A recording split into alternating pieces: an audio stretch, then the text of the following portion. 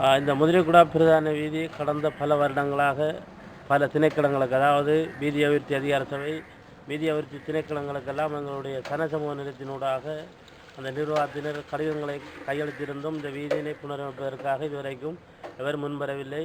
எனவே இந்த வீதியினை அன்றாடம் இலங்கை போக்குவரத்து சபை மற்றும் தனியார் போக்குவரத்து சபை பஸ் வண்டிகள் பிரயாணம் செய்து வழக்கம். அதேபோன்று நோயாளிகள் கூட இதிலே செல்ல முடியாத நிலைக்கு உள்ளாகி இருக்கின்றார்கள்.